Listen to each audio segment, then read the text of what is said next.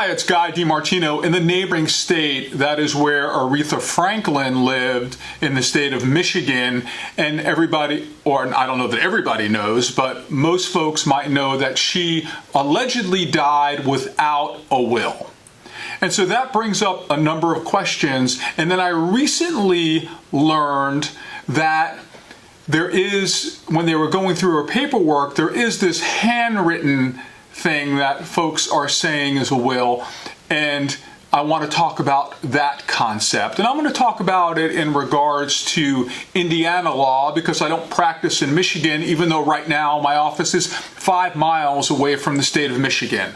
And that is twofold. Number one, she died without a will, everybody thought. So she died intestate. When somebody dies intestate, the way that the stuff is split up depends upon the familial relationship. It's my understanding that she had 4 children, and in the state of Michigan, the children would get the assets of the estate and would be able to take under intestate succession based on a 4-way split, because the children each would get 25%. And that would be the same in the state of Indiana.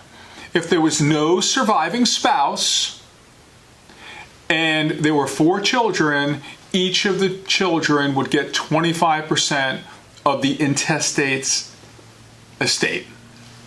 But what happened now is that when folks were cleaning up her house or going through her stuff, they found a handwritten document which was notarized, which is going to change the relationship or the distribution to one of the children.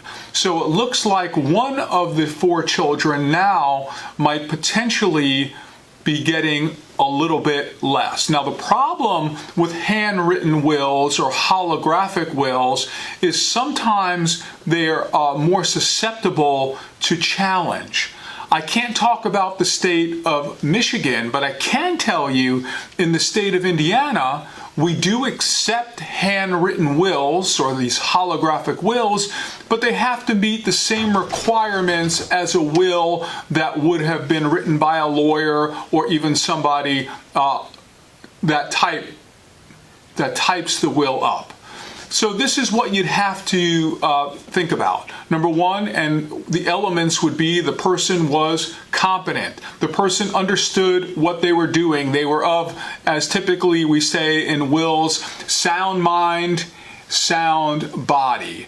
And then the will would have to actually be witnessed by 2 competent witnesses. And typically 2 competent witnesses are persons who are not interested, will not take under the will.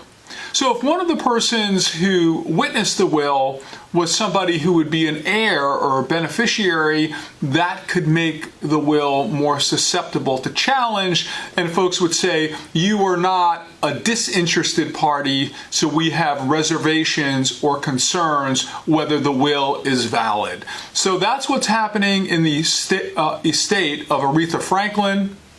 One of the ways that you can prevent anything regarding these issues and these challenges is see a lawyer, sit down with the lawyer, explain what you want, how you want your property to be dispersed so there's no fights or family division after you pass away.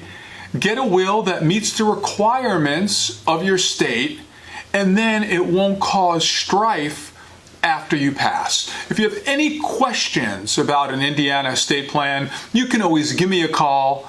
Have yourself a great day.